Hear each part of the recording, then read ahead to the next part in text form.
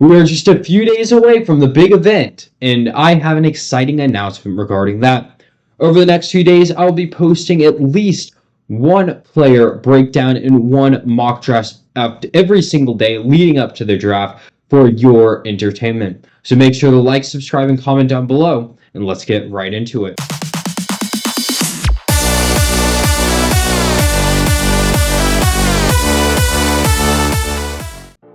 Hello and welcome into the backfield. I'm your host Connor Schaff, and today we will be doing a mock draft for you all. Today I will be going through a one-round mock draft, just giving you my picks at the moment, just a week out from the NFL draft to see where things are at. I haven't done a mock draft in a while, and I'm going to be doing one every day throughout this entire week. So I want to get started with a good one that I think will be as close to what happens in the draft as possible. So we're going to start off with number one with the Tennessee Titans, where I think it's pretty obvious what they're going to go with at this point. I think everybody knows what's going to happen. They are going to go with Cam Ward. Cam Ward is a highly versatile player that's shown a lot of upside. He's definitely a developmental guy, but you can see why the Titans have interest in taking him at number one. And you can say maybe Cam Ward isn't quite ready just yet, but I think you have to think from the Titans' perspective. You never know when you're going to be picking in this position. They have been gifted the position to be at the number one overall pick, and I feel like you just have to take it at that point and take advantage of the fact that you're there and take who you believe is the best quarterback in this draft and who you believe can be your franchise player. We now move on to number two, where the Cleveland Browns are going to take Abdul Carter. Now, I think that it's really between two players for the Cleveland Browns. I think they want to take either Abdul Carter or Travis Hunter. But I think of what they need the most at the moment, and I think they need someone to really go alongside Myles Garrett to ease the workload of Garrett a little bit so that they can rotate a little more. And I think Abdul Carter is an unbelievable player to do that. You can line up on most downs with Abdul Carter on one side and Myles Garrett on the other and succeed very, very well. And I think that this is going to give you an incredible 1-2 punch off the edge and really make you have some success there. Moving on to number three, though, I think that the New York Giants are pretty happy with how these first two picks have gone, and they are going to take Travis Hunter with pick number three. I think that this is the perfect fit for Travis Hunter, where he can play both offense and defense for the New York Giants, who have said that they would be willing to take that chance on him. And I think that's what he wants to do at the NFL level. I think that he has some incredible talent on the defensive side of the ball. I do think that's his better position, but I think what he can give on the offense will be very helpful as well. Maybe playing like 25 to 30% of snaps a game on offense while being a much more prevalent piece on the defense. We now move on to the New England Patriots, who I very much think are going to go offensive line, and I think it's down to two guys, either Will Campbell or Armand Mimbu. I think that Will Campbell is going to be the pick here for the New England Patriots. I think the reason why they like Will Campbell so much is just because of his versatility across the board. I think that Armand Mimbu, you're kind of locking yourself into playing left tackle or right tackle, more likely that right tackle position, while Will Campbell has that versatility across the line. Obviously, there are some concerns about whether Will Campbell can play offensive tackle at the NFL level, but obviously if the Patriots are taking him here at 4, they are going to give him the chance at offensive tackle first and then move him into guard if need be. But if he doesn't work at tackle, you still have an elite guard. That is a position that they still need anyways. We now move on to number 5 with the Jacksonville Jaguars, and funnily enough, really the popular thing now is Ashton Jeanty to the Jacksonville Jaguars. I don't think quite that that's going to happen. I think they're going to go with the pick that we've been hearing about them going with for the entire offseason, and that is Mason Graham. Now, Mason Graham is not the most unbelievable of prospects that you'll ever see, but he does give you a very high floor for the position. And I think when you think of what the Jacksonville Jaguars have done throughout free agency, where their GM actually came out and said that they are not going after a defensive lineman in free agency to save for the draft. I wonder what they could be going for in the draft in that case. it is going to be Mason Graham, and I believe that there is a very high likelihood that they take him. Now moving on to number 6. I don't know if you can even consider this a fall, but I think Ashton Junkie is going to go at number 6 here. I think that he is a, at minimum, top 3 player in this draft class, and I know some people are going to cringe a bit seeing a running back here at 6, but I think he shows the part in every sense. He is the best running back prospect since 2018, 2019-ish, and he is such an unbelievable player. I think that he has the most upside of any player in this class, period. He has the potential to do the most for the team. And you think of how Pete Carroll and Chip Kelly are going to run this offense. This is going to be such a run-heavy, bull rush type offense. And Ashton Junkie is the perfect player to build around as your bell cow running back. Next up, we are going to go to number 7, where I'm going to have the New York Jets go with Tedoria McMillan. Tedoria McMillan has been an interesting case throughout this draft cycle because there was one point where people thought of him as a top 5-6 player in this class. Then weirdly, for a couple months, he kind of started to fall down the board a little bit, and he kind of started to be mocked almost even outside of the top 15. Now he's very much had a spike back up into the top 10, and I think he could really find a home here with the New York Jets at 7. He is such a versatile player, and he can play out on the edge or in the slot as that X or that Z, and I think that he gives a lot for a team that's in desperate need of a wide receiver, especially when there's still talk about whether Garrett Wilson is going to stay in the long term. We now move on to number 8, where I'm going to have the Carolina Panthers go with the guy on the edge. Now on PFF's big board, he's actually not listed on the edge, but I believe he's going to play almost solely on the edge and not as a coverage guy, and that is Jalen Walker. I think Jalen Walker is an athletic freak who will give so much development right off the bat in the NFL. He reminds me so much of a Micah Parsons in a sense, and how Micah Parsons over time started to lose that coverage bit he had in his game and almost entirely play off the edge. I think Jalen Walker's going to do that just right out of college. I don't really see any benefit of playing him out on the edge or out in coverage. I think that he's such a good edge rusher. Just play him out on the edge. Be that total Brian Burns replacement for the Carolina Panthers. Now at number 9, I'm going to have the New Orleans Saints go with Michael Williams. Yes, Michael Williams is ranked low on PFF's board for some reason. I have absolutely zero clue why. But Michael Williams is another athletic freak edge rusher out of the University of Georgia, so you get 2 back-to-back. And I think he gives such a different style of edge rusher than Jalen Walker does. And I think that the Saints much more like that kind of big body bull rush type of edge rusher than they like the athletic freak type of edge rusher in Jalen Walker. Michael Williams can really be that Cam Jordan replacement and kind of hopefully live up to what a Brian Brzee never was able to be. We now move on to the Chicago Bears at number 10. And as much as I'd like to think that the Chicago Bears have their offensive line kind of figured out at this point, you still have to think with Armand Mimbu on the board. They just got to take him. He is the best player available at the moment, besides maybe Tyler Warren, which they really don't need. And I think that Armand Mimbu gives you such a incredible offensive tackle prospect.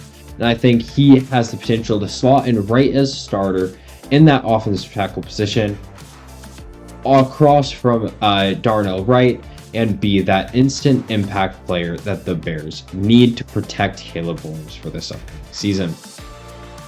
Now we look at the San Francisco 49ers and we see right here that there is a guy sitting at the top of the board here, and I think he would fit perfectly as a San Francisco 49er. San Francisco was in desperate need of some edge help, and I think Jahdae Barron fills that need quite well. I think that Jahdae Barron is at first going to be a slot nickel kind of guy. But compared to someone like Brian Branch, who fell in the draft quite a bit for being a nickel guy, or Cooper DeJean, who fell in the draft quite a bit for being a nickel guy, I think Jahdae Barron also gives you quite a lot of play on the boundary as well. I think he has the potential to go on the edge in certain schemes. I don't think he's a guy you would throw out on the edge on every play, as I think he has the potential to be exposed. But with someone who's as big of an athletic freak as he is, someone who ran under 4.3 at the NFL Combine, I think he has so much potential to do so much for this defense. We now have number 12 with the Dallas Cowboys, and I think they are going to take Kelvin Banks Jr. Obviously, we learned about Zach Martin retiring fairly recently, probably about 2 or 3 weeks ago at this point.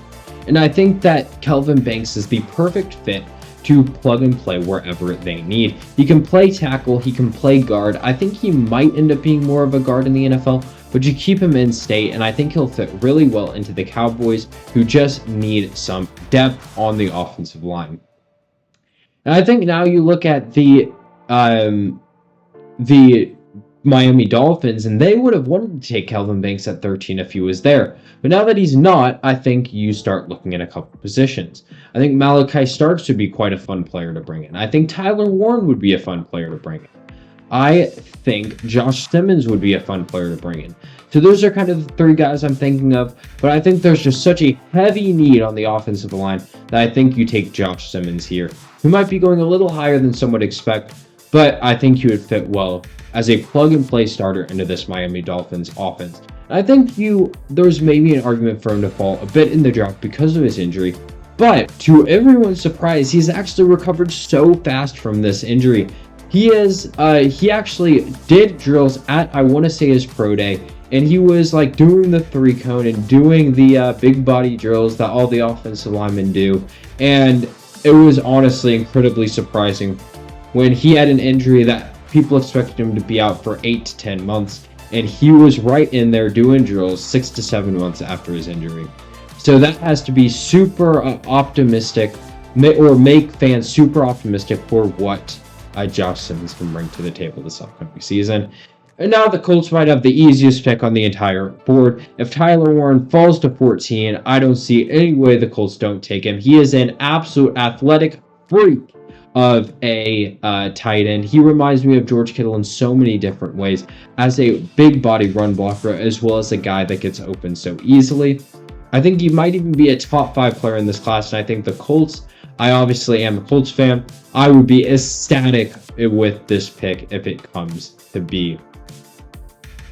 We now move on to the Atlanta Falcons at number 15, and I definitely think there are a couple of directions the Atlanta Falcons can go with this pick. But I think what actually makes the most sense to me is bringing in Walter Nolan. They lost Grady Jarrett over the offseason, and I think that Walter Nolan is a literal plug-and-play replacement for him. Walter Nolan has had some character concerns over the offseason, but I do think that, given that we haven't heard a ton from that, I think that this is around his draft range. I could see him going a little higher than this. I could also see him falling to the bottom of the first round.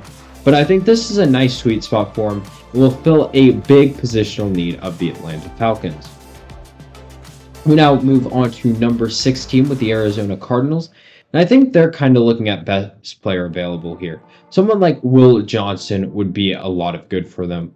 Or someone like Emeka Egbuka. Or someone like James Pierce Jr. Or someone like even Kenneth Grant. But I think the fact that Will Johnson is still on the board here makes it a very easy selection for him. I personally view Will Johnson as a top 10 player in this draft. And despite the concerns about his top end speed and his acceleration and what he can bring to the table in a one-on-one situation, I think that he is still a very good player, as his 2023 tape showed. Obviously, there are concerns with his 2024 tape, but we've heard that he was injured throughout that season, so I think you have to give him quite a bit of grace. I still think he's a top-tier talent. We now move on to number 17, where I'm going to go with the guy that I might be a little higher on than most, and that is Donovan Jackson. I think that Donovan Jackson is not going to be drafted as a tackle for the Cincinnati Bengals. He's going to be drafted to play guard. Now, he's someone who can line up at both positions, as we saw when Josh Simmons, who I had get drafted before, got injured. Donovan Jackson actually slid out to tackle and did quite an incredible job for the rest of the season, as he managed to win a national championship playing the tackle position. But I do think he is a better guard, and that is what he would play at the NFL level. And I think the Bengals are going to be happy to have a guy that's so versatile to be able to play both guard and tackle, even though he is likely going to slot in at that guard position.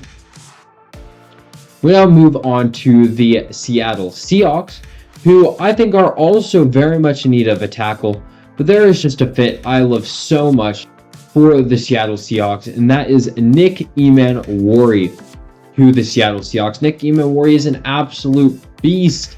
He has so much athleticism. He had one of the greatest combine performances of all time, and I was there to watch him, which I'm so happy to say I did. He ended up putting up a 43-inch vertical, which is just absolutely insane. On top of that, he also ran under a 4.440 and just showed incredible pace in all the different drills. And I think that given that on top of his tape at South Carolina, which was quite good just to start off with, he is going to be a high pick in this draft, and I think the Seahawks are going to be very excited to take him. We now get to what it might be the most common sense pick in this entire draft, alongside Tyler Warren to the Colts. That is Jahad Campbell to the Tampa Bay Buccaneers. Tampa Bay Buccaneers have struggled quite a bit at the linebacker position between losing Devin White, who kind of just fell off the face of this earth after the Super Bowl in 2021, and with the aging of Levante David, Jahad Campbell just can slot right in, will be a starter day one for this team, and he is an unbelievable player. Funnily enough, out of college, he was actually a 5-star edge recruit to Alabama, and he ended up converting to the linebacker position. So you have to think that he will be able to play in a way that he'll be able to rush the quarterback often to give that extra guy down the middle, as well as someone that can go out in coverage. We now move on to the Denver Broncos, who I think are going to see this wide receiver board with these 3 guys still available and be so happy with where they're at. Now, generally, I would probably take Matthew Golden ahead of Emeka Egbuka, but I think that just for the fit of the Denver Broncos, I think Emeka Egbuka fits the system a little better. Emeka Egbuka is likely going to line up in the slot quite a bit for this offense, while Courtland Sutton ends up being that edge guy for your team.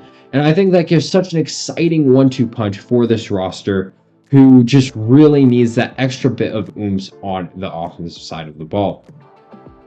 We now see the Pittsburgh Steelers, who I think are going to end the fall of the man himself, Shedeur Sanders.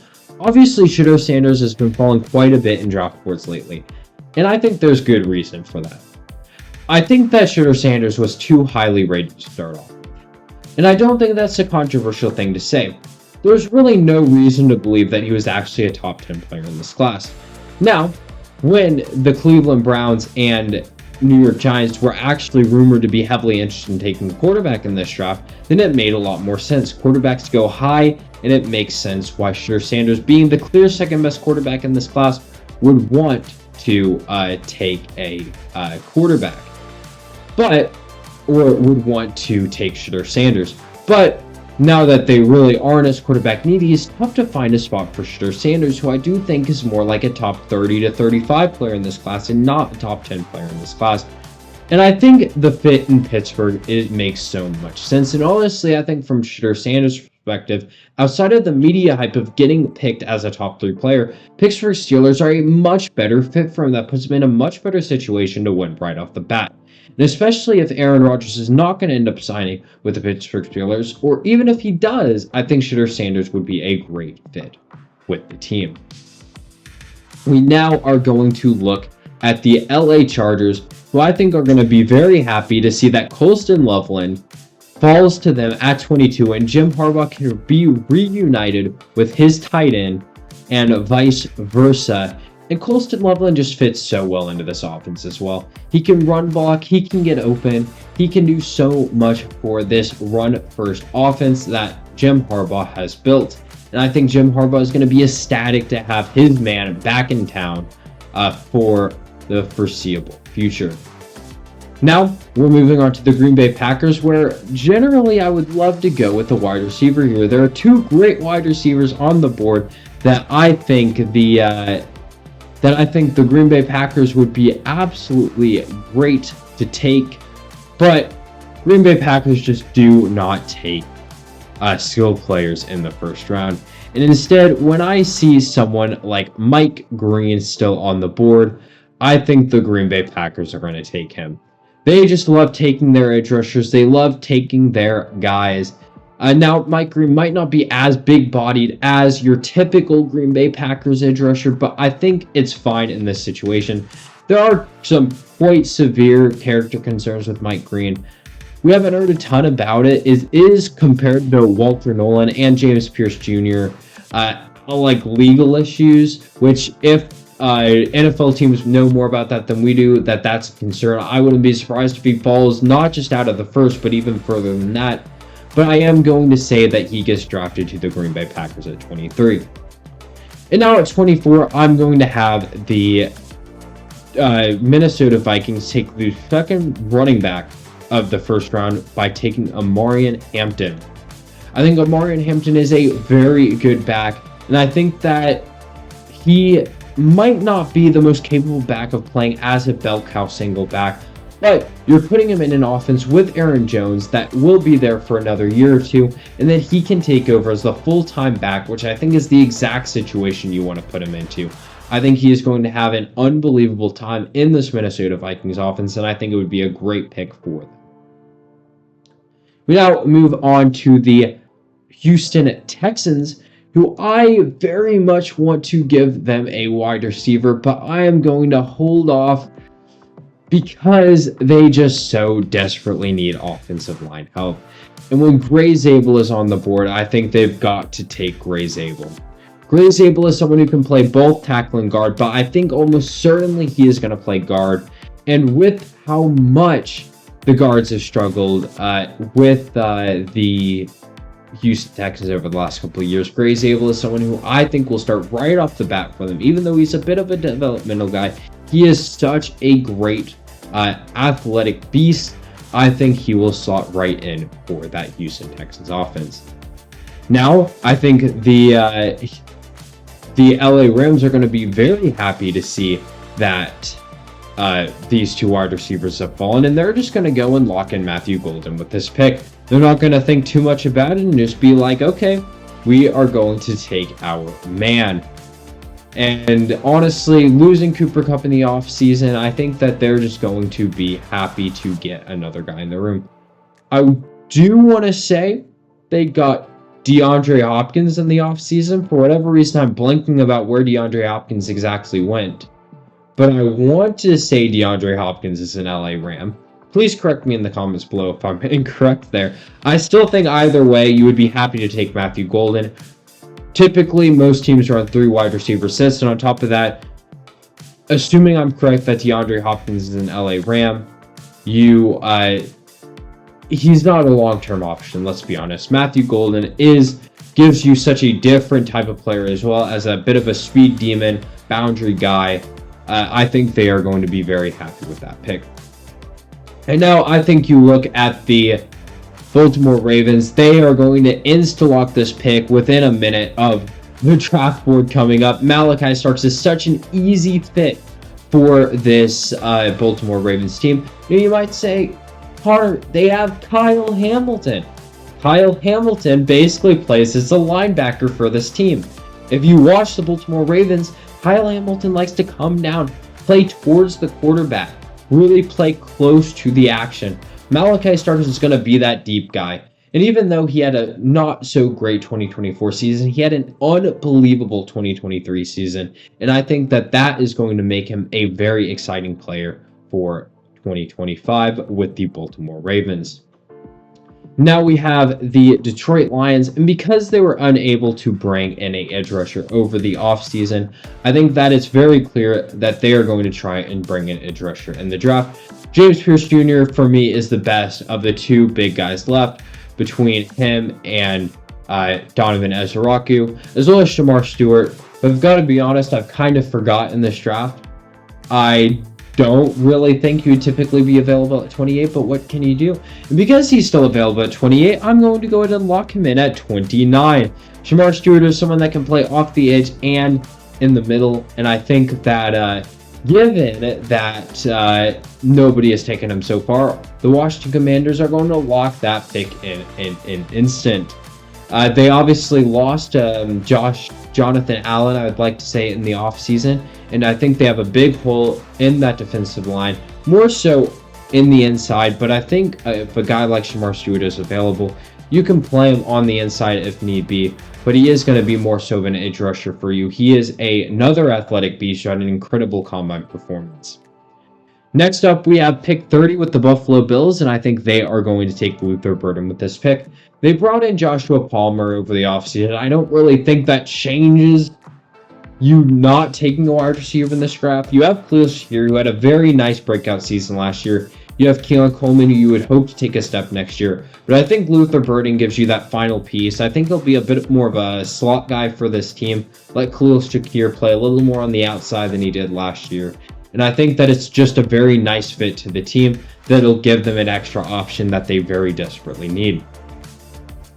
We now pick 31 with the Kansas City Chiefs. And I think they're going to go ahead and be simple here and lock in Kenneth Grant. Chris Jones is getting up there in age. We don't know how much longer he's going to play for, and they desperately need a second guy in that in the trenches. And I think that Kenneth Grant is just such a good player.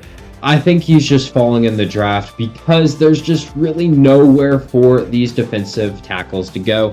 It's just such a good edge rusher class. I just want to get all these edge rushers off the board. It's tough to find space for these defensive tackles. But I think Kenneth Grant would find a good home in that Kansas City Chiefs defense. And now, with one pick left, there are really a couple guys that I think are interesting here. I think someone like Shavon Revel would be an interesting pick here. Tyler Booker maybe even. But you just got to go Donovan Ezeraku. It just makes so much sense. He fits the meta Philadelphia Eagles draft players so much as a big trenches guy who just is so productive. He had 14 sacks in 2024. He is an incredibly exciting player, and I think he would fit right in to the Eagles team that lost a lot of their defensive line guys over the offseason. So with that being said, thank you guys so much for watching. Make sure to like, subscribe, and comment down below your thoughts on this mock draft. Make sure to stay tuned for the coming days where I'll be posting more mock drafts and more draft guide videos. So thank you guys so much and have a good one. Bye.